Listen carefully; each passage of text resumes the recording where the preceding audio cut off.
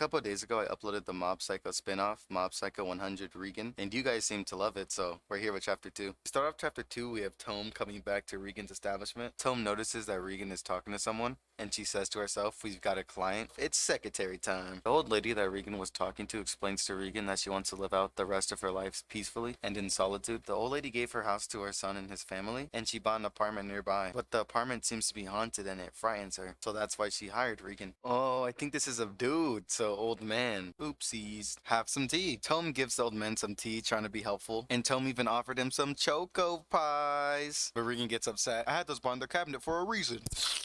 Regan talks to the old guy about the noises he heard. Regan talks about what spirit it could be, like it could be a spirit of a mouse, or caused by the pipe's decay, or even a curse. Tome is all confused. This is because of a curse? Since I haven't inspected or exorcised the property, I can't say for sure. But leave it to me. The great Regan Arataka accepts this challenge. And then you see Tome over here all happy. If we're going, then let's get a move on. Wait a second, you don't seriously think you're coming, do you? Tome gets stopped real quick whenever she tried to go. Tome then tries to rebel against Regan. Huh? I'm not allowed? Confused, like Regan wouldn't let her go. Regan told her even if she came with, she wouldn't do anything. Like Regan's gonna do something?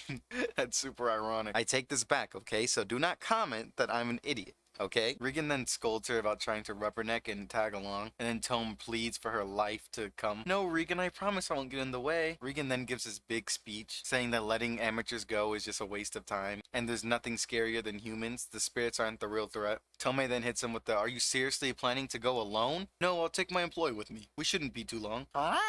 We get Serizawa! Woo! Serizawa! Regan happy as ever to see Serizawa. Tome's like, Serizawa, look how much our boy Serizawa has grown. Serizawa's even confused that Tome's here. Tome seems jealous that Regan acknowledges Serizawa and not her. Regan starts gloating. Serizawa's not my level, but he's an excellent exorcist. Tome thinks it's so cool and says, I want to be your apprentice too. Regan then backs up Serizawa. Serizawa's no apprentice. He already has control over his powers. Then he says Serizawa's a shut-in and basically has trouble in society still. Regan's only there to coach him through it. Right now, Spirits and Such Constitution Office has only 2 people reporting to all requests. This is implying that Mob no longer works there. Then Regan says this. Subscribe to Zaya.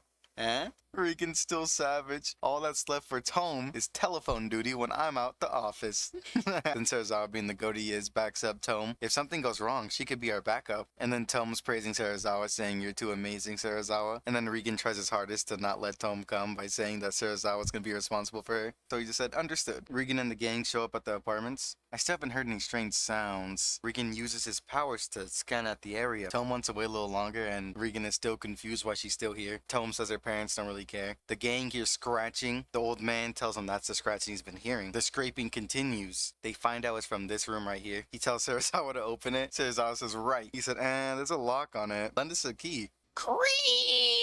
There's no one there. The sound is coming from the wall. Regan does his investigation on the wall by knocking on it. The noise stopped when he knocked on it. Regan then said he determined the source and he will be back tomorrow. And he wants the plans to the whole floor. The next day, he gets the layouts to the whole unit. Yes, it's just as I thought. Regan then gets into his little spirit form, and he asks who lives next door. The old man explains that it's a college student. Regan then comes to the conclusion that the college guy is trying to dig into the wall to get a safe or something. I couldn't even tell. The gang rings his doorbell. Freak! Have a look at this. The exorcist? Will you show me your closet? The guy gets all confused and scared. Tome, get ready. Aye, sir. And then Tome uses one of Regan's special moves, but this is just so cute. I fucking love this. Regan, flowing exorcism 7-fold. Gadget.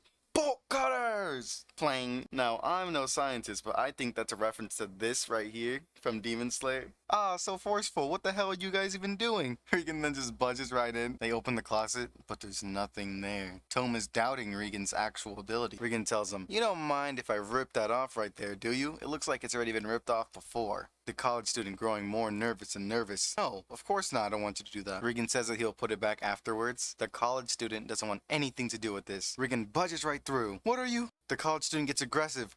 Knock it off, asshole. Don't you dare screw around with me. He's getting visibly angrier. Then Tome responds. She thinks that the college student is behind all of this. And then she remembers Regan's quote, there's nothing more scarier than human beings. Regan, look out! Boom! Tackled him. Grab him. Whack! Grah! I finally have a chance for me to be useful. Now Regan, do what needs to be done. Regan rips off the wallpaper and reveals that it's all bloody scratches. everywhere. The costume's like, wow, now that you mention it, there has been some scratching. Then he mentions that one unit in this building is terribly cursed. And Reagan's like, what kind of story is that? It's said that a burglar hid himself inside the closet just as the homeowner was locking up to head overseas. The burglar, now trapped inside the closet, went crazy and eventually died. Boom! The spirit goes crazy. Don't you dare lock me away. I'm free. I'm free. Serizawa, zoom! One taps him, get him out of here. Packed him up real quick. And then the college student gets all happy for Reagan and congratulates him. Thank you for saving me. Thank you. Reagan, you're the best. Tome realizes that Reagan's the real deal. And then she sees Reagan all scared. Like, oh yeah, I understand why you're scared. Reagan was only scared because the college student might have sued him if the ghost wasn't actually there. We're back at work. Regan's telling Tome about the business he wanted to start. He's cheap, but amazing. Tome's admiring Regan just like all of us. And then Regan said, at that time, I never dreamed that one day I would actually be able to see spirits too. And that closes off chapter 2. I fucking love this chapter. Tome gets cooler and cooler every chapter. She's like climbing up my rank of my favorite characters. Tell me how you guys felt about this chapter in the comments below. Peace. Part 3 out soon.